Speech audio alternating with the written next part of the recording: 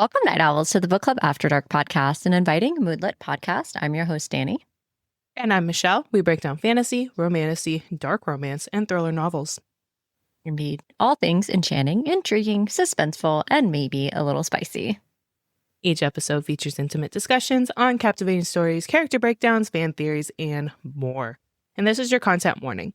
This podcast contains mature themes and discussions that may not be suitable for all audiences. Episodes include explicit language and descriptions of mature romance, as well as depictions of violence and other intense subject matter. This podcast is rated R for mature audiences. Listener discretion is advised.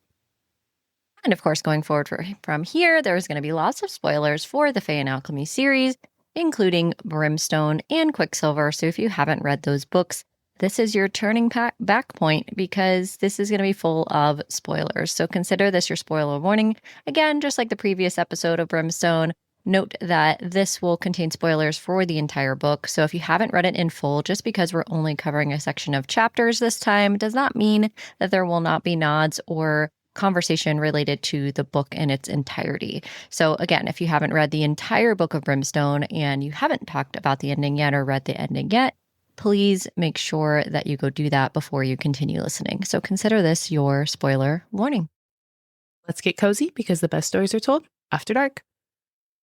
All right, Michelle, tonight's drink of the episode, we're about to go on a journey, a pretty fun journey. I'm calling this drink the Shrek and Donkey Show, also known as Journey Through Zilvaren, which is what I think it would be called if it was turned into a ride. But anyway, I digress. This drink tonight I wanted to figure out a way to have some sand incorporated. So on the side here, on the glass it's like a whiskey style glass. And then there's a rocks glass. And there's a line down the side of caramel, and then it's dipped in cinnamon sugar, and it gives it this texture kind of look for sand if you're seeing it on screen.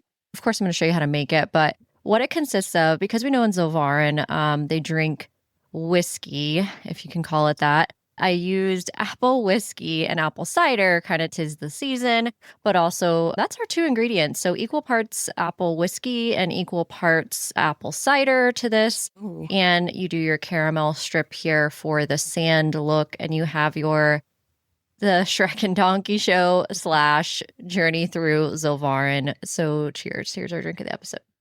Cheers. I love that. I actually made a drink because I wanted to feel included and I was craving something really sweet. So I'm not going to be just drinking water I normally do. I actually have a dirty soda with me. So that's like a dirty Coke. So Coke and then creamer of choice. But I'm naming this one the Waters of Zilvaren because those look brown. Dirty. I love that. That's a 2 for 1 this episode. There we Amazing. go. So cheers. I have something besides water today. There you go. Very nice. We got this whiskey. We both got a bottle of this whiskey actually when we went to the Good Pour and did our event. So this was actually one of the whiskeys that we got there. So we'll have to talk about it more, but I'll show you guys how to make it. Yeah. At some point. Yeah. You're going to have to show us how to do this dirty soda recipe too. So, let's do it. I mean, I can. We get Absolutely. 2 drinks of the episode. The Waters of Zilvaren. We've got all kinds of things going on in Zilvaren this time. We didn't get a map, but you know what? We got 2 drinks. So how about that? That's what matters. That's what matters. Tonight we're diving into Yuvelia and Zilvaren as we explore chapters 10 through 18 of Brimstone by Callie Hart. So whether you're reading along with us or just here for the book talk, we are very glad that you're here.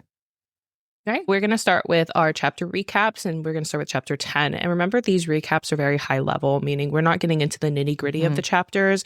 We're just going over the important things that you need to be looking out for as you're reading, or if you're doing a reread, or, analyzing the book. So in chapter 10, we have the whole gang here. Saris Fisher, Ishabal, Telena, and Carrion are in the library researching the rot and alchemists. And obviously there isn't shit to be found because Belican stripped all the libraries of alchemy, because if you control the information, you can control the people.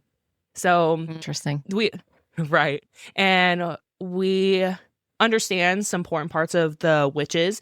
So we are introduced to Nevercross through Ishabal. And that is their political seat. I would assume that's their capital, essentially. That's where education happens. That's where they make their laws, that sort of thing. And we are also introduced to the catacombs, which apparently is really fucking creepy because Ishabal was like, nope, not going down there. This is last resort. Only guild witches have access to. And she says this quote specifically guild witches. That's like really Yes. important that she makes this distinct point of view that only these types are able to go. And so there's like a breakdown of all these different levels of witches, of how her clan is kind of broken out, and it matters because it's in terms of access, this matters. Yes. And she is a guild witch, but she still does it. She's like, nope. And she says this quote that's very interesting. There are secrets down there that should never be experienced by outsiders. So this isn't just like a library. You're experiencing the past, which is, what does that even mean? What do you is this going to be like in Harry Potter when he finds Tom Riddle's journal and like actually like hops into the past? Because or even that's in terrifying. the same vein. Yeah, it's straight up terrifying, but also in the same vein of like going into the pool in Harry Potter where you like dunk your head into the pensieve and you put the memory in there, like you get the memory of tears. And by the way, okay, if you haven't read like any of this yet, like I can't help you. Like it's too late. Yeah. And then Saris gives them like the background of her actually meeting Zareth. And Ishabal has an issue with this because she's like, wait, your gods aren't real, only our gods. And this is where we're introduced to another idea of like, there are other gods. Not all these people believe in the same gods.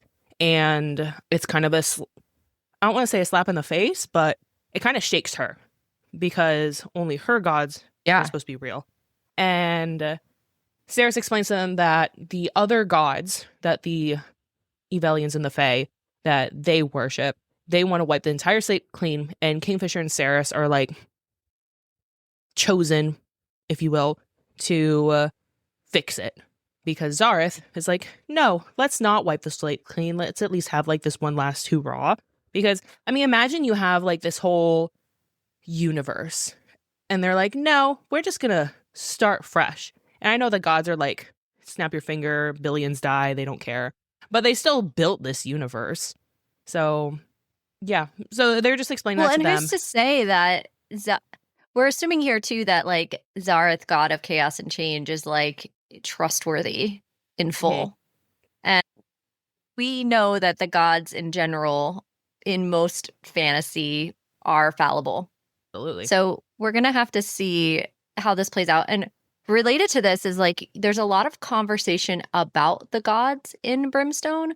But what I noticed is we don't get appearances from the gods like we did in Quicksilver or in the Gate and different chapters that we've seen where we have moments with the actual gods. We don't have that occur in this book. So we'll talk more about that when we get towards the end. That's the only one we see, but like I feel like he would have some insult to this, but I feel like he'd be kind of classified as more of a lesser god in terms of realms. But yeah, we don't actually get introduced to any of the new gods or any of the gods intervening. It's all just kind of talk. But the end of this chapter, what's important is we have our plan, what's going to take place for the next like quarter of the book.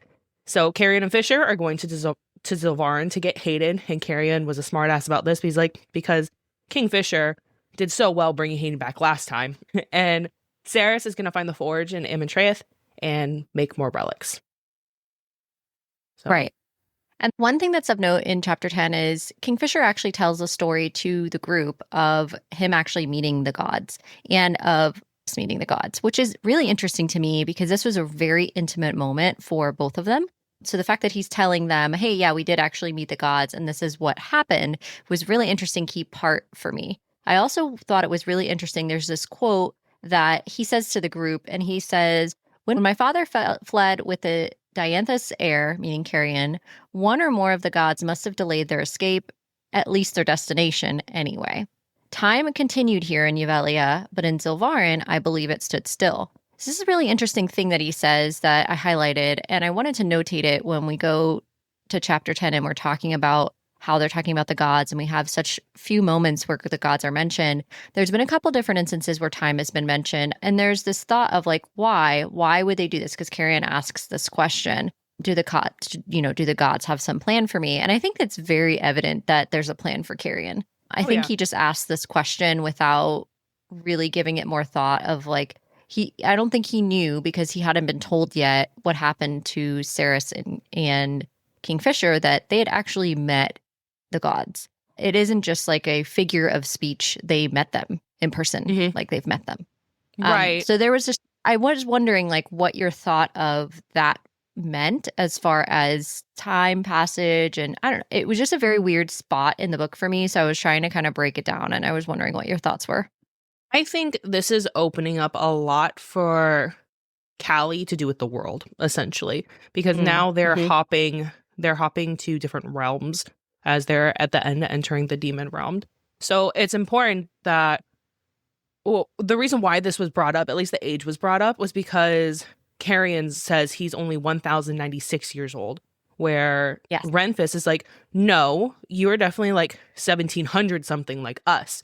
And he's like, no, that's not what's happening. So that's 650-ish years and some off, like they're off. Yeah, by that amount of time. That's a lot. So I feel like, because the Quicksilver, to enter other realms, it must have some sort of change, or it maybe a cost. The gods, a cost, or depending on the reason or for how long that the travel takes. Because obviously when you go in between Kalish and Imitreith, there's like no time difference. It's like that we know of, at least. And there's also a mention that because you're all in Yavelia. Yeah. Right. Fisher also mentions that when he is in Zilvaren, that the clocks are weird. Like they're different. Their passage of time in general is different. That could just be their two sons. And so their years are longer, It could be that sort of thing. Yeah. Or also too, like I took it as they read a different type of clock. The clock that they read is a sundial and very simplistic, versus the clock that they read in Kalish is like an actual to the minute clock, like a grandfather but clock, if you think like about a traditional clock. So I don't know. Because Cerys mentions that later too, about how easy it is to tell time in Zilvaren versus how complicated it is to tell time in Kalish. And I didn't know if that was just the difference between technology or if it was a difference between truly being able to tell time, to your point. I think to consider. I think it has more to do with location. I mean, think about our solar system. A year is 365 days, but in other planets, a year is longer, or a year's shorter amount of days. So it's just, we're in a different realm, and Callie's painting that picture, and maybe she's setting up that picture to set up book 3, because if they're in another realm again, that means time is probably passing in Avelia very differently. So when they come back, there might be more, the state of Avelia might be more jarring. So I think that's at least what I took no from time it. Passed at all, one or the other. Yeah, who knows? Who's to say what the true passage of time will be wherever they go next? This is a interesting thing, because who knows how long they sat with the gods in the first place, but there didn't seem to be much of a passage of time at all. They dropped them back in with it seemingly seconds. And we talked about that when we read Quicksilver. It's where intentional too, though. Oh yeah, so like whenever Kingfisher falls in and goes with the gods in the gates part 1 and 2, a lot of time passes. He's having a long conversation. He's walking around, all of this. But when he wakes back up and he gets Nemerel, it's as if nothing happened.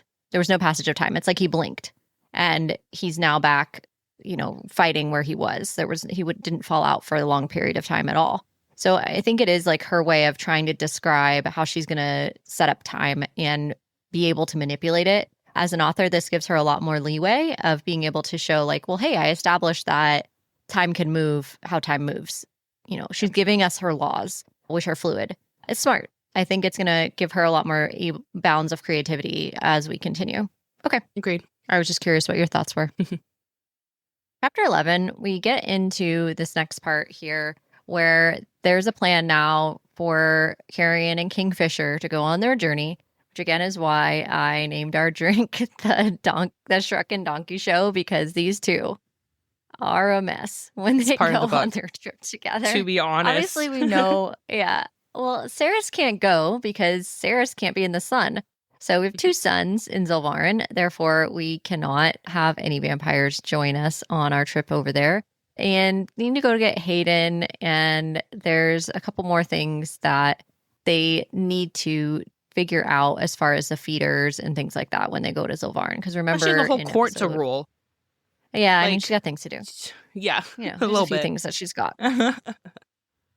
So Sarah opens the Quicksilver again for Fisher and Carrion and says, "You guys need to return in 3 days' time." Lorith is training Saris on how to fight using Solace because she's having issues with the weight of Solace because Solace is a gigantic sword. It was not made for her. It was made for Fisher's dad, who's obviously a huge freaking dude. So this, even though it's her sword, it wasn't crafted for her. And there's this frustration she has of saying, like, I need to be able to wield this thing. It's mine, and it's a show of power that I do so. So she makes it a point to ask Lorith. Well, first she asks Fisher to train with her. And Fisher's like, no, I can't really train you in the way that you need to. Lorith would be like a suitable partner because I love you too much to train with you, basically. I'm not going to push you to the brink that you need to be pushed to. So there's a moment where Saris also realizes that Lorith promised Fisher he would stay, and Fisher made him promise that he would stay to protect Saris because Fisher also wasn't just going to dip out to another realm, like leaving Saris unguarded. So he's like, no, somebody from the Lupo Prolia needs to be here to monitor Saris and look out for her. And he's like, all right, if she's pissed about this, of course. And he's like, all right, well, like, if you would just get over it, I'm going to tell you the whole story of like what happened at Ajahn Gate so that you understand, you know, what's going on here. And this is where, again, if you haven't read the bonus chapters that are available on Callie's website, these prequel chapters, I implore you to please go read these because they only briefly tell you this story in this, you know, chapter 11, but these are two very long chapters that are, yeah, it's a brief glimpse. Whereas there's two very long chapters that actually describe this in complete full detail. So you're missing out if you haven't learned about Meryl and how part of Meryl's soul is actually tied to Nimrel. And that's why the sword is named Nimrel. It's because it's actually named for Run's sister. And there's a lot that goes on that is very important that ties to Nimrel as a sword itself and its true power versus it only being a god sword. There's other factors at play of the power of Kingfisher's sword, as well as the dragon, of course, and Onam Shakrai, and just so much information that you need to go back and read if you haven't read these. Lorith takes Saris into a tavern called Fool's Paradise. And we find out that the owner of Fool's Paradise is none other than Mr. Taladeus, of course. And he owns the pub here. And we find out that Lorith didn't pay a tab from 160 years ago, God forbid. And Aragon, this owner, is like, you need to leave. And so these vampires come and they try to get him to pay, and Tal storms in. And, you know, he's like, I own this bar as of 50 years ago, so, you know, you need to forgive the debt. And this guy's pissed because he's been there way longer than Tal has been alive, basically, or been turned. And he's freaking pissed about doing this. But more importantly, what's interesting here is you get a little bit more of a glimpse of Tal and like his inner workings of that he owns places. Like we didn't know anything really about him at all. No. So we're starting to get in chapter 11 a little bit more about Tal and trying to understand it. And the way I'm like waiting for some like romantic comments to come from him, because I don't know what this says about me, but I just keep thinking of the bond of like vampires being romantic or sexual, because that's what I've read so many times when you think of a turning. But I just got like the truth of how, you know, in this series, Callie thinks about turning, and it's very much more like a paternal thing or like a brotherly thing or a family member versus there is no in this case there's no sexual bond there at all, even the way that he talks to Saris. Right. And Tal even mentions that a lot of the cases are or can be sexual. I feel like we get that more with like Zorvina and how she's like obsessed with Malcolm, and I feel like that's more sexual in nature, unfortunately for Tal. But yeah, in this case, like it doesn't always have to be that.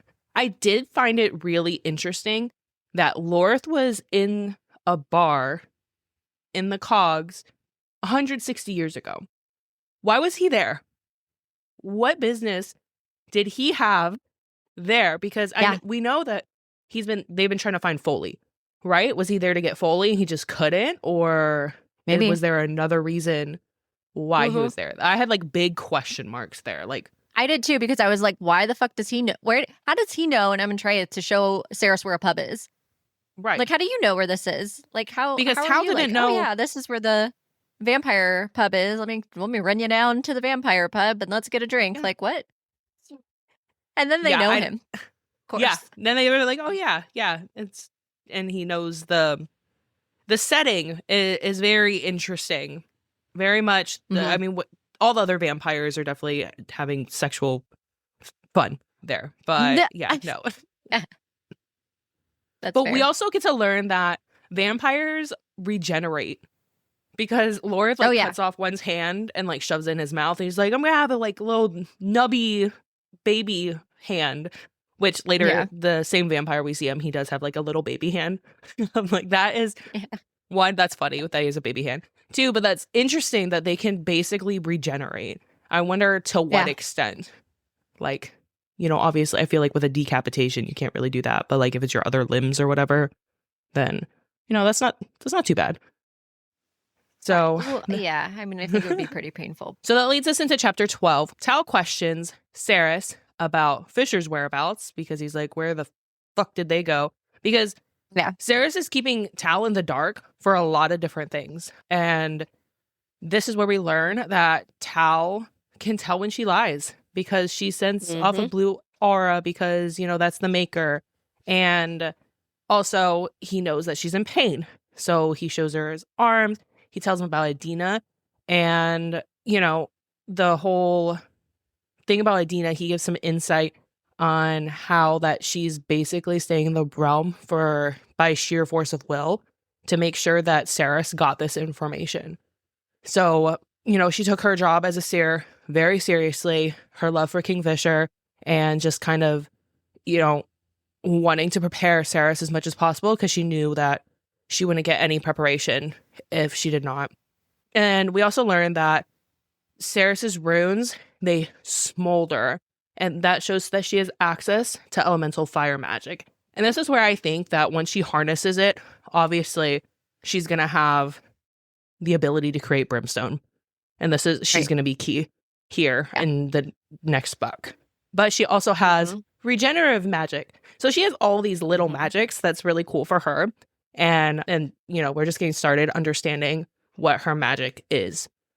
And then we end this chapter with this idea that Tal wants to disavow her and sever their bond because it's really uncomfortable for him that, you know, he's like bonded to her, and it's, you know, it creates an uncomfortable situation with Kingfisher, and he wants to respect that. And he also doesn't want to undermine her in the court.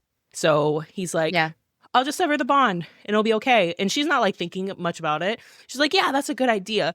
And we're not, you know, when I read this, I'm like, oh, okay. I wonder if this is like let me just say something, or if there's a ritual. There's a ritual. But, you know, Cerys is like, yeah, that's great. It's great. It's great. Yeah. You're going to be second in command anyways. And then when she says she felt his sadness and then his relief, I was like, weird. There's mixed. Right. You're here? Not. Yeah. Right. And I'm like, it's hard to trust Tal here because he's giving off these different feelings, and you're not supposed to trust him, but you kind of are. You know, he's doing something. It's a weird situation. Behind. Yeah. So, but that's how we end chapter 12. And there was a specific highlight I had from Tal that says, the way your runes smoldered would indicate that you have access to elemental fire magic. Once harnessed, that will be incredibly useful, no? And the fact that your hands are healed now after the damage I just witnessed implies that you also have regenerative magic, physical magic, power over the body. At some point, you may be able to heal others with your abilities. And the way that this is like very clear foreshadowing of what we're going to see at the end of this book with Onyx is just something that I was like, okay, let me file that away, and immediately highlighted this part in chapter 12. And to your point, Michelle, yes, it's also indicative of what's going to happen with Brimstone specifically. In my mind, that's what I think is happening for sure. We also know that the only beings that can like harness Brimstone that we know of at this time are dragons. So it's going to be interesting to see how that's going to pan out. We also do end up finding out that the fire sprites also have brimstone as well. They're made of it. Yep. Basically just those two beings. Plus Saris. Probably. Definitely. Yeah, but the fire sprites only have a limited amount of brimstone. And once they utilize it from their life source, they can donate some to each other, but they cannot regenerate it. There's no way that they can create it. So important to know.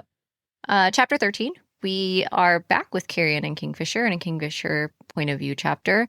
And they get out of the Quicksilver pool, and you know that they're going to be met with a shit ton of guards, of Madra's guards, because they're trying to get out of the palace. So they come back through the Quicksilver pool that him and Saris entered back in the first book, and they're coming up out of there knowing that it's going to be well guarded. And Fisher had told Carrion this, and the way they have this banter as they're like trying to get out of the palace, and Kingfisher's like, oh my God. And it literally reminded me so much, because you talked about this too, Michelle, of like Kingfisher is Shrek and Donkey is Carrion, because Donkey's just like, hey, and what if we did this? And Shrek is like, oh my God, shut up. And so this is exactly like, yeah, this is exactly Carrion and Kingfisher, because Carrion's just like, why are we moving so fast? How are we going to make it through here? And da-da-da, like, just like so annoying.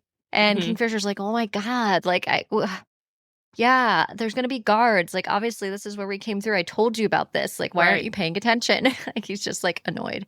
And so then there's Fisher casting his shadows out so they can make it out of this area, and they're sprinting, and he glamours them, and then they like, it reminded me of Aladdin, where he's like running through the city, and he like falls through tents and stuff as he's like running off of, like, this is what this reminds me of. They like jump through a window and like through this like thing and like fall down, and like, you know, this is what I'm imagining in my head as this is all going down.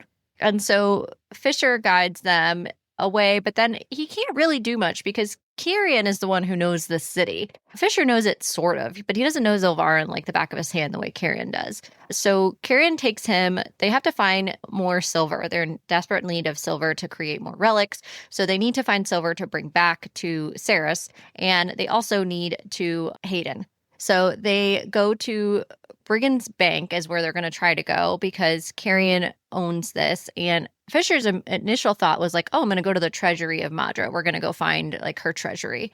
And Carrion is like, actually has a moment of like clarity where he's just like, Fisher, well, if we could go to her treasury, don't you think like everybody would have already done that like a while ago? Right. Like, what? Hello. And Fisher's I'm sure he tried at some point too. Anyways. Yeah. I'm sure. Yeah. And so then he's like, no, let's just go to this bank. And he's like, why would we go to a bank? Like, how are we going to get in there? And he's like, oh, well, I own it. I own it. You know, we can do that. And so they have to go through these underground nasty ass tunnels that are basically like sewers as well. And it's like horrible. And Carrion's like talking about how he has a sense of smell now, and like he didn't really realize it before. Awful. And so it's like a horrible, disgusting. And they end up at Cala's, because of course they do. And if we remember correctly, this is the bar from the third that Carrion always frequented and is known for. And they're looking for Eric, who is the other owner of this bank. And Fisher's like, why are we at a bar? Like, we have all this shit to do. I'm not going to sit here and wait. And he's like, no, you will wait, because I know he's going to be here. And he's like, what do you mean you know he's going to be here? He's like, well, he comes here after work every day. And he's like, well, how do you know he's going to come here this day? And he's like, because he comes here after work every day. Like, this is what he does. He comes here. And so, of course, there isn't much to do in the third anyways. So, yeah. You drink. Yeah. Carrion. You go to work, you drink. And at Kala's, what they do is they realize that Eric probably took the money and ran with it, because Carrion's been gone for fucking forever. So they wait for Voreth Shah, who is the Vault Breaker, or who Carrion believes is the Vault Breaker, who would have done this job. And as soon as, you know, they see Voreth Shah sees them, which we've met Voreth Shah before. He's also like the snake oil creepy guy from the third as well. He has his like, you know, he believes in like magic and he's like crazy.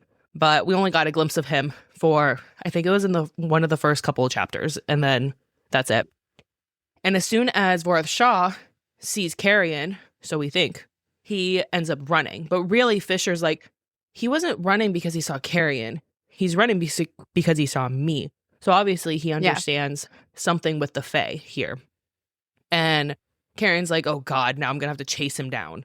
And yeah, so then they go and chase him down. Right? And chapter 14 starts. This is where we had talked about in episode 1 of Brimstone that this rot is just like expanding at a rapid rate. So the chapter opens with this total known dead count, total known infected, and this hectares of landmass that are also infected. And of course, like, you're not going to really comprehend this data unless you have like the data of how many hectares covers the whole landmass, how many people there are, and all of this. But you do understand that it's growing, and that's the key point here. Key takeaway is that the rot is expanding and it's growing. They don't have a handle on it, and it's not good. So that's kind of like the message that you're getting right at the jump, that Saris is getting this information from the people who are guiding her in Amentreth to let her know kind of what's going on. And so this is what she's getting as feedback, and from Kalish as well. So we know that she's finding out this data, and it's just not great. So Tal is guiding her through the palace now, and that she's getting information from him in the sense that why these vampires fear her, and then the different things about that they believe about prophecies and things that people have spoke to about her being this great representation of change, all of which are completely true, by the way. And they just haven't come to fruition yet. So they do have a true reason to be fearful. But finally, Tal is like, here's where the library is. They end up going to this library, and it's one of Malcolm's favorite places. He hides it way the fuck up in the sky, 573 steps. It's way up there. And these libraries contain magic. All libraries contain magic, even libraries that don't specialize in such things, because what was a book if not a portal into another realm, another time, another life even? So there's this wonderful quote here that talks about the significance of libraries, and naturally we love that. So that was really unique, and I liked that part of the story. But this library has these thing called stargazers, which interesting name, stargazers. And they're these little paper birds that are nesting in the rafters all over the library, and they've been there for over 1,000 years. How about that? Some of them are folded and are sparked into magic, and their magic has just remained. They fly all over the place, and they are notated at the very beginning of why they're there. And the way that I was like, that's interesting. Why is she telling us that? But I didn't piece it together. Did you piece it together? No. So when I started piecing it together was when that one bird, one of the stargazers, yes, like literally attacked Saris. I'm like, oh, okay, these things are important. I like their paper. So I'm like, okay, this has to do this has to be like a book or something. So that's when I was like, my light bulb. Yeah. But here I'm like, oh, that's kind of cool. Origami. Yeah, exactly. Yeah, I had no idea. Yeah. And also, like, we're getting introduced to other stuff. So there's other things that are happening here. Alga is who we get introduced to, which, if we remember, she's one of the Lords of Midnight. And she's the keeper of records. So she's also the one that's this like old witch, but she's not old. And she, is there because she did dark magic and on and on. But she's the keeper of records, and she's super nice to Saris when she talks to her. And she has this cat that's like this shadow cat. Oh, yeah, she's super rude. But she has this like shadow cat and have all these books regarding alchemy, because Belicon never touched any of it. And Malcolm hoarded this information, so he didn't destroy any of it. So we find out that the library actually has a shit ton of books about alchemy. Only problem is Sarah has no idea like where to start to look for anything. So she really doesn't know what to do. So we meet Guru, like I said, her shadow cat, and then for Alga to help, she is going to force Saris to pay in blood. And Guru lives off of blood. Cool. So she puts like diluted blood milk together for this cat, and then I'm just thinking to myself, like, how many times are you going to be able to pay this girl? Like, you're going to keep paying for books with your blood? Like, this can't be sustainable. So I realized like pretty quickly that there was going to have to be another way that this panned out, because I was like, she's not going to be able to keep doing this. So while Alga retrieves the books that she asked for, Saris is attacked by another vampire, Foley, who we find out is Foley. We don't know this at this time. But Saris feels a wave of power and accidentally blasts a hole in the whole library. So that's cool. Giant asshole. Yeah, a giant asshole. Great. Yep. And that leads to chapter 15. So 15 switches back to Zilvaren. We have Fisher and Carrion, who are in Vorath's shop now, because Vorath is like, I'll take you to the treasure. It'll be fine. Trust me. And Fisher's like, I don't fucking trust this guy. Me. But like, Carrion's like, fine. So Fisher obviously notices that Vorath is very, very wary of him.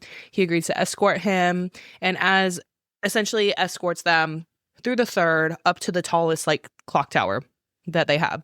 And as they venture up, they see a dead Fae's body. Like, they see the fangs and everything. I'm like, two things here. One, turn around. Two, yes. How many Fae have been in Zilvaren? Like, this is where I feel like Callie's having us question. Like, okay, it's not just Carrion. It's not just Saris. Like, there is a lot more hiding here than we know. And Fisher immediately is like, don't really feel good going up these steps. And Carrion didn't sense the magic, probably because he's just not used to that at all. Like, you know, he hasn't been trained or anything. And they get to the top of the stairs, and Carrion gets pushed in by Vorath. He's like, sorry, but, you know, this is the way. This is what had to be done. And essentially, they are in a demon trap, or at least Carrion for right now. He's in a demon trap for Joshin, who is the demon of the desert and the dark realm. Essentially, he makes you have nightmares. And Vorath is just like psychotic.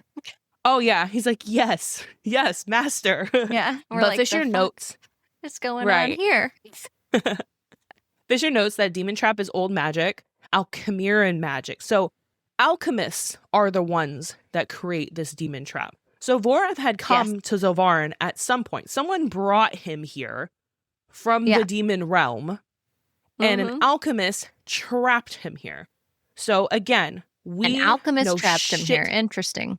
Right. We know shit about Zilvaren, and Carrion isn't the only Fae, and Saris is definitely not the only alchemist here. And we end up getting more of a glimpse into that a little bit later on when we get reintroduced to Elroy. But here you're supposed to have a bunch of question marks. And there's a whole lot of like action happening here, which we always should be weary of with Callie Hart, because there's a whole bunch of other things that are being said that she's just like telling you directly, and you're just glazing over because you're like, because there's shit, we're in a fucking we're in a scorpion pit, literally. So you're like distracted by these little comments that are being made, but they're really important. And Carrion's flipping the fuck out because he's like, what's that sound? What is that? Why are my hands stuck? I'm just here. So his hands are literally stuck. Like, he's stuck glued on the ground. Yeah, he can't get out. So and Fisher the whole like time, his inner monologue. No, in Fisher's monologue is just like, shut the fuck up, Carrion. Like, you're obviously like trapped. The demons are going to come get you. He debates on leaving him for a second. Like, he has a glimpse of he does. I could just leave him. And then he's like, fuck, I can't. Saris would be so pissed. Is going to be pissed. I can't do that. I'm going to have to freaking take this idiot with me. Yep. Because he doesn't even really care. It's interesting to me because you would think he would care that he's the heir. But like, he doesn't. No. At all. He doesn't care about that. He cares that Saris is like going to be upset. He doesn't care that Carrion's the actual heir, and like him dying could be bad. He's just like, no, I guess I'm going to have to fucking save his ass because of Saris. So we go back to chapter 16, and there's a lot of jumping around in these next few chapters because we kind of jump back and forth from action-packed moments from Saris and from Kingfisher in the time that they're apart here. And we have to remember that this is a very short amount of time. It's only been like maybe 12 hours, 15 hours at this point that they've been apart. It's not like that much time. And they don't even make it the full 3 days. So Saris has fully tied to a chair now that he tried to attack her and didn't successfully. And Foley is like, what did you do to Kingfisher? Because he knows that she's this vampire and now she's this queen. He doesn't trust her, and he doesn't trust vampires at all. And Foley's basically been holed up in this library for hundreds of years now. So he's read every single book there and has his little rituals and his old man ways. And like, he's just been chilling up in this library with this cat and this witch and whatever. He's among the books, and he does not trust Saris at all. And he's like, what did you do to Kingfisher? And this is how you find out that he knows who Kingfisher is. We don't know. Saris doesn't know who Foley is because she hasn't been part of the dialogue and conversations that we were part of as readers. So Foley is the first time that she's meeting him or knowing of him is in these types of moments. And Lorith comes up and is like, hey, Saris, she's not bound. She's not who you think she is. She didn't do anything to Kingfisher because he's like, why do you have Fisher's sword or like little knife? Because he recognizes it. And Foley is not bound by this court either because she's like, how could he attack me? Because remember, if we go back to the beginning of the book, she made this command that was very clear. Like, if you're a vampire, basically, if you're of this court, you will not attack me. You will not attack my mate. You will not attack my friends.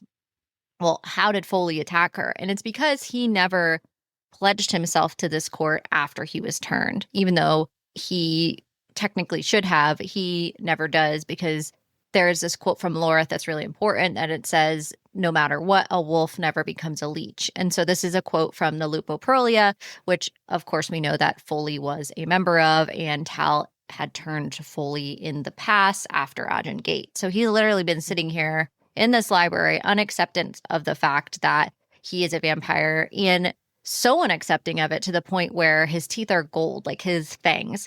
He is not actually able to utilize them to drink blood. He survives on the blood of animals. Very, very, very Twilighty. He has never actually drinking blood from a human or a fae. So it's just an interesting part of this chapter 16 here where we find out a little bit more about Foley and where the heck Foley has been this whole time. Chapter 17 now, we're back in Zilvaren, and the millions of scorpions are now morphing into like one giant demon scorpion. And they've been stinging this shit out of Carrion and Kingfisher both. Just like the little ones have just been like. And the stinging injects venom, and the venom ultimately will eventually kill them. Not before making them like hyper hallucinate and like go completely crazy from their nightmares. Mm-hmm. But as Kingfisher is like describing the demon, it's as he's like being fully formed. So you don't even get like a full glimpse of like the terror of him because he's like so massive and the scorpions are just skittering around trying to form it. It's disgusting. Mm-hmm. I'm just happy it's not spiders. That would have been. I mean, it's pretty close. He still has like the torso of a person and like the half fang. And like he has stingers on his head. And then he has like one human hand and like one like claw thing. Oh. Yeah, no, it's not. It's and then he has a stinger and like 8 legs. Or he's gross. I can't wait there's gonna be fan art, I'm sure, of somebody trying to like draw this thing, and I'm like, look, we just don't need to. We don't need to do that. No, good. So Kingfisher, he knows who Joshin is because he has a flashback to like when his mom would like tell him bedtime stories, and that's like really funny of the Fae that they tell bedtime stories of like the demons and what they're going to do to you. It's like, okay. But he realizes from the story with his mom that Joshin doesn't like light. So he has to bring light into this tower. And the room in the tower is completely warded. So he has to essentially break a hole in the wall, and he's finding it hard because his shadows are like skittering away. Like he can't use them on the ward. And right. And remember that this was created again by an alchemist. So interesting to note that his Kingfisher shadows are not working here. I think it's really telling because we also know that Kingfisher shadows are basically magic of a demon realm. And I think it's interesting here to note that Saris, who is an alchemist, and Kingfisher shadows are fire magic and shadow. It's like they contradict each other. Or yin yang each other. Light and dark. Yeah, continue. Imagine that. So the scorpions ultimately, because of the venom, are making Fisher and Carrion hallucinate. And Fisher's seeing his mother, but his mother is like, she's really mean. And is just talking down to him the entire time. Yeah. Carrion's having his own little, like, you start realizing like he's seeing people that aren't there because he's like, are you seeing dead people? And then, so Fisher's still trying to like punch a hole in the wall. And then as like his mind's like going crazy, he realizes like, oh, there's blood on the wall. And he uses the blood to make a break rune on the shield that's on the wall. And he ends up breaking it. and then he breaks a hole in the wall, Right. which is great because the scorpions start like skittering away because they're like, free, I'm free. And Fisher's like, no, we're gonna bring in light, so you can't go anywhere, and you're going to stay here. So Karen kills Shaw for trapping him, which I'm like, good for him because he like breaks his neck and everything. And Fisher decides to make a deal with Joshin because he has to be kept alive. They need the anti-venom. They don't trust that Shaw has the anti-venom. So they make the deal as your life for our secrets, a secret and a promise that you'll be released and not caught in another demon trap. So again, wording is really important. You will be released and not caught in another demon trap. Didn't say when, didn't say where, but it will happen. Yeah. And Fisher finds a single scorpion and puts him in a box and then demands the secret from Joshin. And the secret is, where there is light, there is always darkness, Shadow Weaver. To kill a queen, you'll need to visit the darkest of places, which is clear foreshadowing. To kill the queen, I'm thinking Madra, you have to go to the darkest of places, the demon realm. You'll need to strike a deal far more costly than this one if you hope to succeed. And the beast who lies in wait for you there will not be so easy to trick as me. She will eat you whole, Shadow Weaver. And she will tear away your soul and feed on it for decades. Again, they're about to get in some shit in this demon realm. And then Fisher lights the demon on fire. Except the one little scorpion. And I think this is completely foreshadowing the last chapters with Ceres and Fisher entering and the dragon being the one who could eat him whole. That's what I thought it was. But I don't know if you thought the same thing. Thinking back, I don't think, because he's saying that a beast who lies in wait for you there will not be so easy to trick as me. She will eat you whole, Shadow Weaver. So yeah, it could be the dragon. It could be there's someone else that they have to make a deal with. We know Kingfisher's dad is in this demon realm, but there might be someone else there that they have to make a deal with to stop the rot. Yeah, maybe. I kind of felt like they made a deal with her, with the dragon, to kind of get past her. They had to kind of like figure out how they were going to get past her. And they ultimately did. Did it work though? But did it? Wasn't great. No, but then I don't it kind of goes to what... Nah, I agree. Maybe there's more to it than that, and we're going to see it in book 3. We'll have to see. Chapter 18 we bounce back to Foley, Ceres, and Lorith in the library. And we find out again that Foley's been hiding in the library since he was turned. And Foley still is very untrusting of Ceres. This continues until Foley meets with Fisher way later in the book, but he does not have any trust for Ceres, regardless of what Lorith has said. It's not enough information. He needs to like see Kingfisher himself. And that there's some insult there about how Ceres has never heard of Foley. He feels like, hey, you're supposedly Kingfisher's mate and you've never heard of me? How is that possible? And Lorith is kind of like, look, there's been a lot going on. Like, I don't know if you know this, but there's like been a lot. And we tried to write you. They tried to write to him. We wrote you like a lot. And so this whole time I'm thinking, he wrote you. Who's in charge of missives? Vina. Who is in charge of this? Yes, this lovely lady that we all know and love, who also happens to be a Lord of Midnight. And she's not one to be trusted either. So she's super nice. And she's the straight up bitch. So all the letters have not gone to Foley, even though it was her requirement and her duty to deliver them. She deliberately did not do so. So we're going to see, this is again foreshadowing that there will be some confrontation here where Ceres is going to have to deal with her for this failure to do her job and title. So Ceres ends up leaving. She takes the books that Algot finally gives her, and much to her dismay, Algot doesn't want to give books to anyone. And Foley they're not says, supposed to leave like, the library at all. Right. Yeah. And then Foley is like, look, you need to rest. Because he's like, you look like you've been up for days. And Ceres is over here like, I'm the best I've ever looked ever. What are you talking about? Like, I've literally looked better. I look like I've eaten more than I ever looked like in Zilvaren. Like, this guy's over here telling me I look like shit. Like, what the hell? And he's like, no, you have to rest. Otherwise, if you're an alchemist, there's no way you're going to burn out, basically, because your runes and stuff, like, you need to rest to be able to repair what your body's done to itself. And so I have to think for her, this is wild because her fae form, which is still new, and then her vampire form are now merged together. This fae/vampire, like they're basically opposed to one another. She can literally stop her heart and restart it if she wants to. And then she's an alchemist on top of all of that. So she's just like, doesn't know what to do with herself. And we see a lot more of this as the book continues, where we understand that it's so much change for once for her. And she really just has a hard time grappling with this. And it frustrated me as a reader because I got very annoyed with her. And I would text you and be like, Sarah's the fuck. And like, I would just be like telling you, like, I'm so annoyed with her.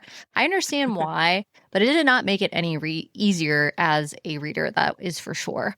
So Lorith finally is like, okay, Foley, thank you for telling her like that she needs to go and sleep. And we also know, by the way, Foley, that your grandfather was an alchemist. Will you help us? I know you're not a biggest fan of her, but you and I are brothers. Will you help her?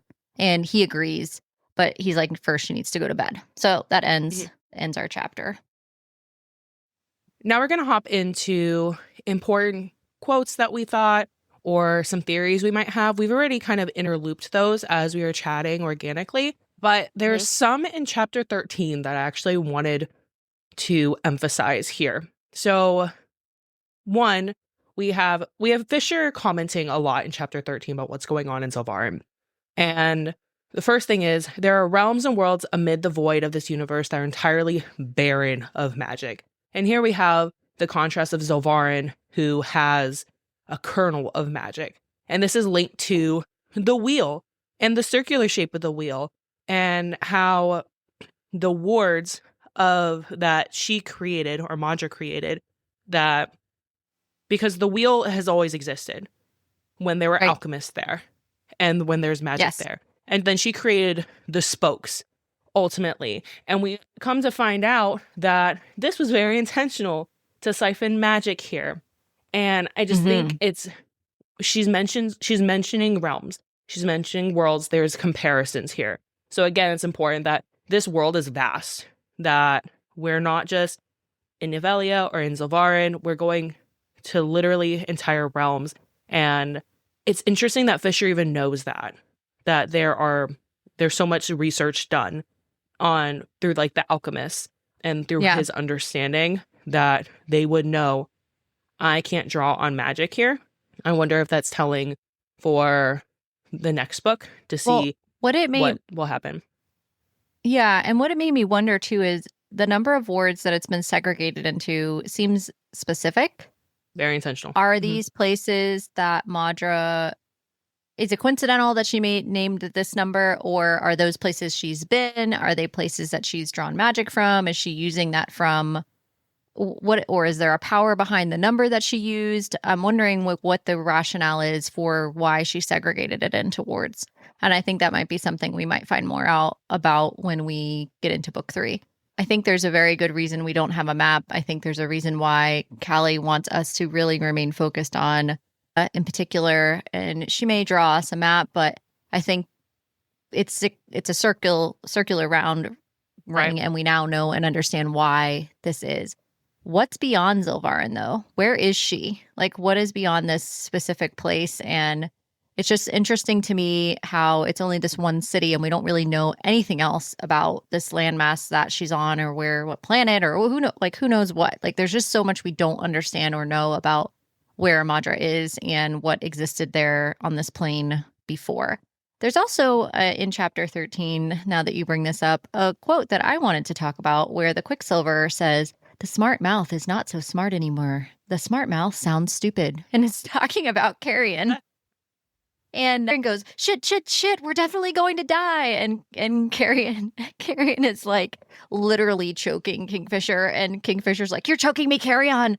Let go so I can move." And he's like, "The smuggler relinquish his hold on my armor," because he calls him the smuggler all the time. The smuggler. And so like transitioning from like not the air. This is what I mean is like he literally like, he's like, "The fucking smuggler is choking me." And like he like keeps calling him like the smuggler. He doesn't call him anything nice. And so it'll be like the smuggler's growing on me like later, in the book. Yeah. And it's just funny to me because even the Quicksilver is like making fun of Carrion. And so it just cracked me up that, and we also find out later in the book too, like why Carrion got the name Carrion, and what, because obviously, Carrion, the word itself means death. Basically, it just means like dead carcass, is what it means. So useless. There's always, and so like, there's always been this like thought of like, what does Carrion, what does it like, what does the word mean, and why would someone have that name? And anyways, so I digress. While there are some really deep parts of chapter 13 all happening, you're learning a lot while you're going on this journey with Shrek and Donkey. You're also like laughing hysterically a lot. And I had to laugh at that part too, where the Quicksilver was basically like, the smart mouth is not so smart now. It's like, even the Quicksilver is like taking a jab. Right. I wonder if Carrion's Quicksilver, like his sword, like gets tired of his shit too. Because Simon's like along for the ride. He like is here for the jokes, I feel like. Right. That sword. We'll see. There's also one other quote in chapter 13 on the vein of Carrion. So Fisher comments that the Dianthus line possessed more magic than many of the other houses in Avelia. Essentially, Carrion's supposed to be one of the most powerful fae in the entire realm of Avelia, and he's a fucking dumbass. And Fisher even makes a comment that he thinks Carrion can harness fire also. He makes a little comment. He's like, I don't have fire. I can't set light to anything, which would be really useful. But I have a feeling Carrion can, but I can't ask him of that because he's being stung by like a million scorpions. Yeah. And we do find later on like some of his power, but I think this is telling of he also has a lot more power than he realizes because, he doesn't know anything. And I wonder if Fisher is going to help him unlock some of that, because he's like, I would have him try, but we're kind of busy right now. Yeah, and I wonder too if it's telling of book 3 of like if we're gonna get some Kingfisher Carrion magic like practice mild time. Besties. Yeah. Now low-key they're besties. Friends. They might get some magic practice time. Yeah. And so my question for Callie, if we had her on the show again, would be like, what percentage of Carrion's magic have we actually seen in books 1 and 2? So I'm just gonna file that away. 5%. And win. 10%, maybe. Well, because I remember when she got interviewed for Ceres and someone asked her how much of the magic of Ceres had we seen in book 1, and she said it was less than 10%. So that was really interesting to understand. Like, and I think that's to me, that's very obvious, that in the same vein as like Carrion is very obvious. Like, he's not going to be the heir without having some magic that he doesn't understand, that he can control and tap into. We know he has lesser magics because he's used those quite a bit. And the only other thing is like, if he's over 1,000 and so years old and he doesn't have the time that Fisher's had to like hone what he can do, it'll be interesting to see how much time they spend in book 3, how that's going to like pan out. So that would be interesting to me to see for sure. Yeah, I definitely agree on that. So another important thing that I thought was interesting was when Joshin was talking in chapter 17, he can speak Old Fae, and Fisher's very much like, no, you are a demon. You can't do that. You're not supposed to be able to speak the language. And again, this was foreshadowing, because when they enter the demon realm, Fisher's talking. Ceres is like, what the fuck's going on this entire time? Like, this is a whole different world, whole different language. But here there is an important quote also that Fisher emphasizes that the demons and the Fae are both bound by oaths. So again, I think this is one foreshadowing for like what he did to Joshin. But 2, this is going to be foreshadowing of what's going to happen in book 3 when they're in the demon realm. There's going to be some sort of oath that they're going to have to use a twist of words to get things done to solve the problem of the rod and get what they need from the demons here. And it's going to be because of the oaths, or the trickery of words, which Fisher's really good at. We also know that the Lupoprolia is oath-bound to Belicon. And they would have been both bound to whoever basically sat on the throne, but it unfortunately is Belicon. So therefore it is Belicon, but it's also telling of the Fae oath they have there as well. So I know that there's a jab there that this demon is like going into, but I do think it's could also be taken as foreshadowing to what's going to happen with Fisher's Oathbound that he has. I wonder when Carrion ascends the throne and then they become oathbound to him. Like, I'm just trying to think of how Fisher be like, what the actual fuck? And Carrion's like, I'm going to make you go fetch me things and do this and be a complete jackass the entire time. And Fisher's like, yeah. And that would be. Open a pub in my honor. Beer must be drank warm now because that is what I'm used to. Here's the recipe that you all shall use. All right. Favorite moments. Yeah. So we get into favorite moments, and this whole, obviously our drink of the episode is the Shrek and Donkey Show. And of course, for me, while I really loved the Foley piece and I also loved the birds in the library and all of that, I thought that was great. This particular section of chapters, though, it's the Shrek and Donkey Show, and it's fucking hilarious. So good. Where Kingfisher has to like get boosted by Carrion. I was like dying, and he had to get Carrion's like having to get boosted up and making a cradle of a boot, but where Carrion's having to get boosted by Kingfisher to go over these ledges, and they're like and there's all these moments where there's even a moment where Kingfisher's like talking about, he's like, oh my God, if I have to look at Carrion one more time, I cannot listen to this smuggler anymore. He's like done with him. What's funny about when he's lifting him up, later on, they go through like the same path with Borath, and he didn't have to be lifted up. And Fisher's like, what the fuck? He's like, you did it. You could have said no. Yeah. We could have found another way. And you realize it. Right. And then there's this moment like, I'm not useful to anyone in Yavelia, Fisher, but I want to be, and I can be useful in this. I told Saris I'd help. I told her I'd come back. So no, I can't just leave you. And so this moment again, where Carrion's reminding Fisher, like, hey, it's a choice that you like are treating me like I don't know anything. It's a choice where you're undermining who I am. And I'm just like letting you because I don't really have any responsibilities here. And like, you're not asking for any help. So I'm just gonna chill. And he does. And so this is like a section where we realize how much Carrion can be a lot more useful than he actually is. And there's also this part where there's a moment where Carrion's like dying and he's like, hate to be a bother, but if you're not in a position to save me right now, could you possibly just like kill me instead, because this really sucks. And this is where he's getting like stabbed a million times over by the scorpions, and I was just dying laughing. There were so many moments where I was like, oh my God, these two. And then in the audio, Anthony Palimi, who does the audio for Carrion, is just incredible. And the way that he can do Carrion and Kingfisher in the same moment in breath, and you can really tell them apart, but you can also like notice the tonality and the humor that's there. He just does an incredible job. And so I was doing the immersive read. It was just way more enjoyable to like listen to his voice do that. It was great. Yeah.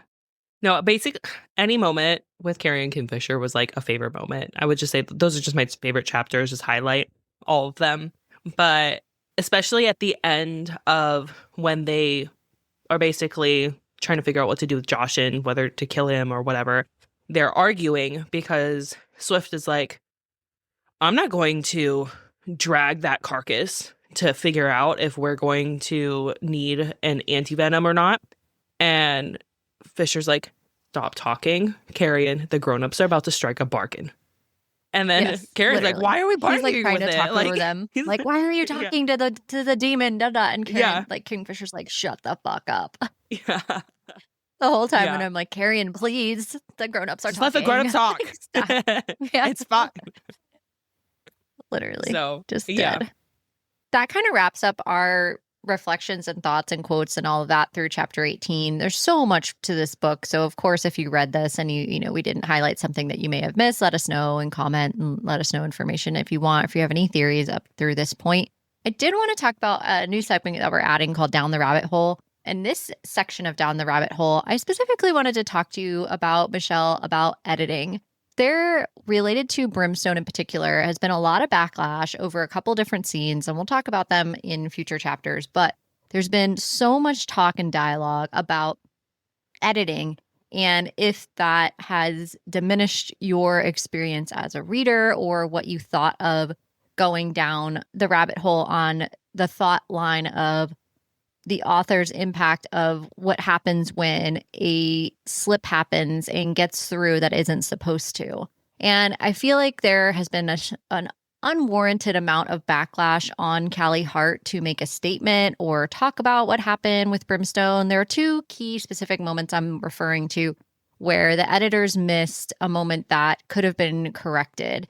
And when I tell you that there are in almost every single book, especially in Kindle Unlimited or in an indie book, there are constantly like little grammatical errors and even things where the person should have stopped talking, like with a quotation, and the quotation's not added, and they have stopped talking, but they didn't add it in editing, or just different things where it just doesn't make sense. And for the one specific line I'm referring to here is where in there's a chapter where, chapter 14, where it's a section of chapters that we already went through, but we didn't talk about this specifically. There's a line where it says that Carrion is training with Lorith. And we know that Carrion can't be training with Lorith because Carrion just was in a chapter with Kingfisher up 2 pages before, and he's in Zilvaren. So there's this editing glitch here. And the reason I say that is that Callie went on to respond to several other people who reached out and was like, in chapter 14, how is Carrion with Lorith training? Like, is there a lapse of time? Is there something I'm not understanding? Like, what's going on here? And I even text you. And then the next question is, okay, how much effort do we give this? And like, how much of it a complaint or an issue is it once it's corrected? So that's kind of my question for you, is because I personally that shit happens all the time. I just don't think it's worth blaming Callie for. I don't think it's worth over criticizing the story for. I think that human error is going to happen. And I don't know. What are your thoughts? So it was an unfortunate mistake. Callie's job is not to fix her grammar. As an author, her job is not to fix her grammar, especially when you have an editing team.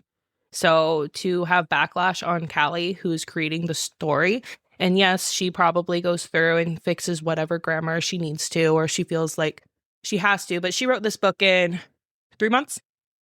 I remember she was in an interview. 3 months. She wrote this book. This 600-page book. That's why she has editors, plural editors, to go back through knowing there are mistakes. So there shouldn't be any backlash on Callie because this wasn't a mistake that she made. This was a mistake that her editors made. That she caught. She caught. And she even said that she caught it multiple times and was supposed to be removed. So if it's like, it didn't take away from the story for me because it was like, oh, that's clearly a mistake. I'm going to look past it. Yeah. It's not going to ruin the entire book. I don't think it should. I think paying too much attention to it is taking away from the story, and that's not fair to Callie at all.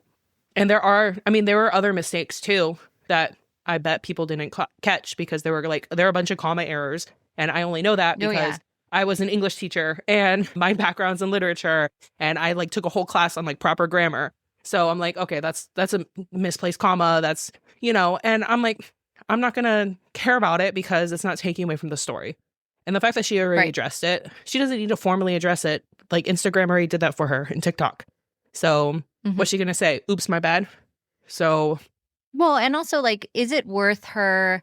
What is she going to do? What do people expect her to do? And I think that's kind of why I'm on a bookish rant about this, is that I feel like there's this Booktok and Bookstagram in general, I think, have gotten kind of out of control of the policing of requirements that you're placing on authors. No one has any requirements. Instagram and Booktok have no rules. These rules that you're putting in place of Callie hasn't come out and said anything. So what? Okay, and nobody owes you anything. Good for you that you found it. That's great. Good for her that she privately messaged, was kind enough to privately message and respond to readers and say, hey, this is an error that we caught. But ultimately, if anyone should be doing it, should be like Read Forever or Hotterscape or one of her publishers should be coming out and saying, hey, we didn't catch this. It shouldn't be coming directly from Callie. And they could be the ones who are saying, hey, we noticed this grammatical error. Yeah, sure, because it's her creative work and Callie's creative work that there's a mistake here. But that wasn't her job. But is there, but it's also, that wasn't a mistake on her job.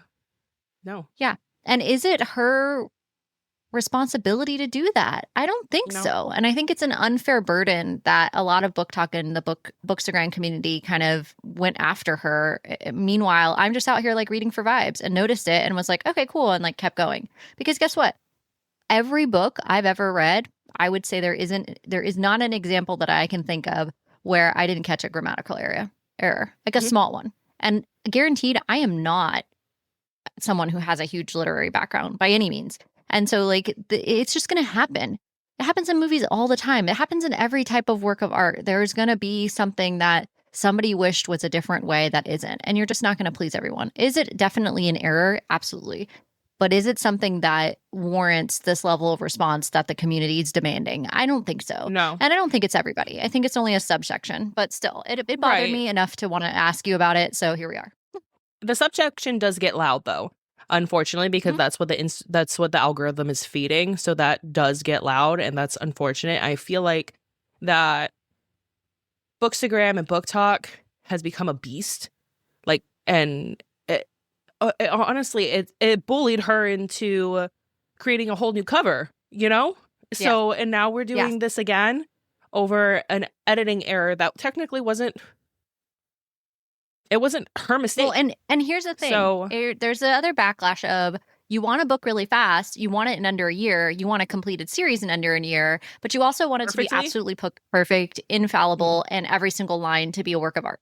I mean, you can't have it both ways. We need to be realistic here. You also don't want AI in your books. You also don't want, which I don't either. But to be fair, you're sitting here saying that you want something completely perfect and infallible that's made by a human. I mean, that's just an unrealistic ask. It just is. It's not going to happen that way. It's unrealistic, and it's unfair to put that burden onto Callie. That's kind of how I felt, which I think you agree. But I thought it was worth addressing because there was so much specifically related to Brimstone about editing. So I want to make sure we cover it in the show. But that brings us to Mystery Q&A. Okay, so my question for you is, when you were a child, we all have like our thing of attachment, right? Whether it be a stuffed animal, an item, a photo, whatever. So what was your thing of attachment that you had throughout your childhood? Yeah, I had two. I was kind of like Linus, from Snoopy. I had a blanket that I brought around with me. And this blanket was small, and it was a baby blanket. My dad, at part of his career, we talked about this before, was in Saudi Arabia for work. And he got me this blanket, which had I have it. It's in my closet. I still have it to this day. But it has it's a martini. It's not going to make a lot of sense. It's a martini glass with a little mouse inside and a little kitten that's trying to get to the martini glass, like trying to get the little mouse out, and they're like playing. And I didn't know what a martini glass was as a kid, but this was like some design that was a baby blanket in Saudi Arabia. He brought it back, and I just loved this thing so much. I had it with me everywhere. I used to bring it with me everywhere. My parents were divorced. They divorced when I was 3.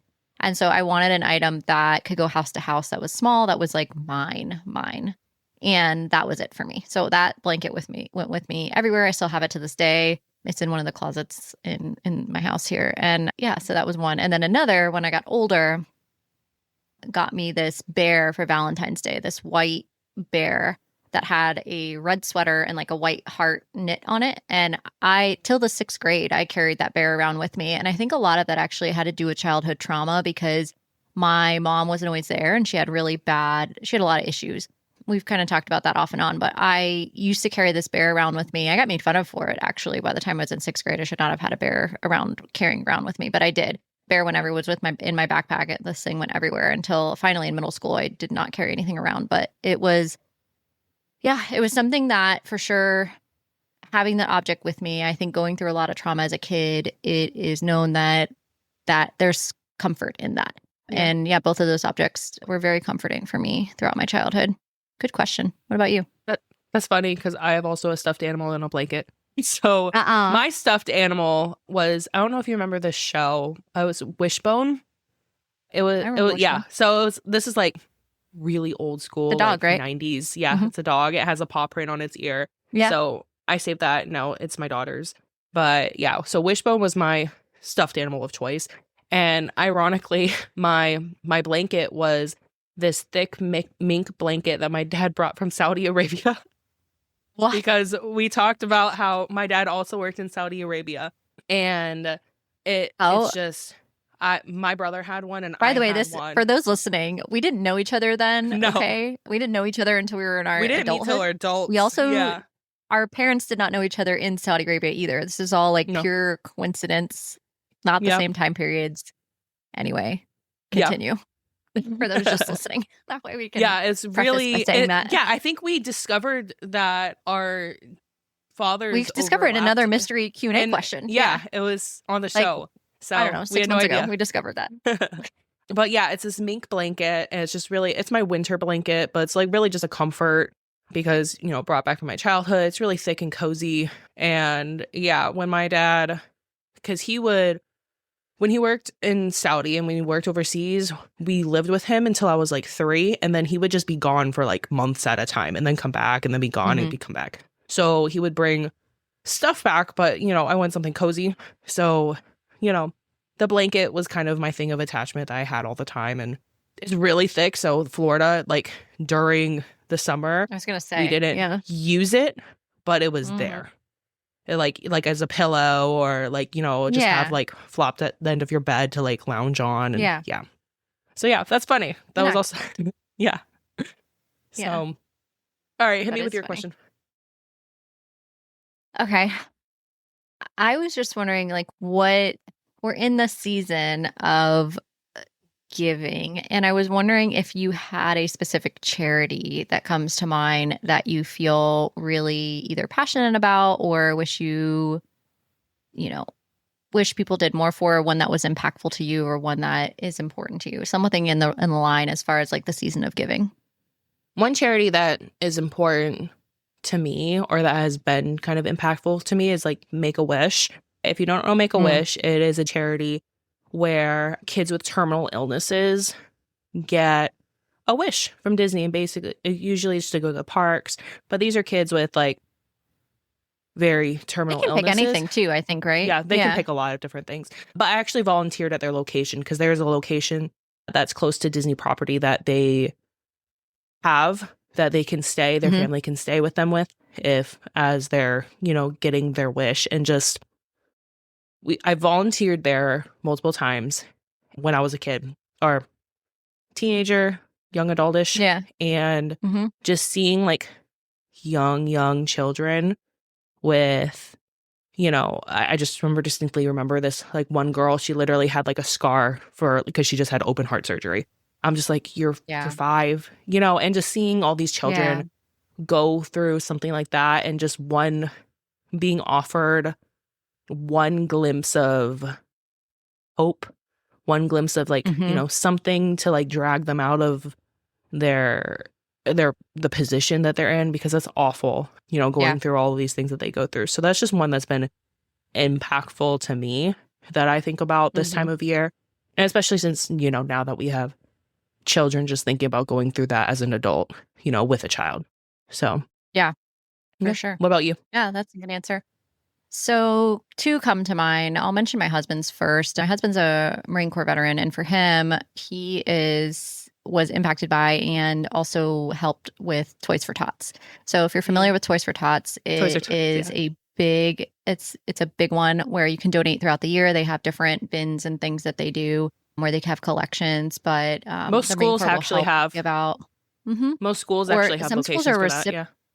And some of the schools are recipients for some of the toys for Toys for Tots, and they have different events and things that go on. And your toys have a direct correlation to and connection to the communities that you serve. So if you donate an unwrapped toy, it really does go to a child in need. And my husband did help distribute those toys. He was also, when he was a kid, a school that received the toys. So it was kind of full circle for him. So that is one charity that he really is passionate about, and we donate to each year.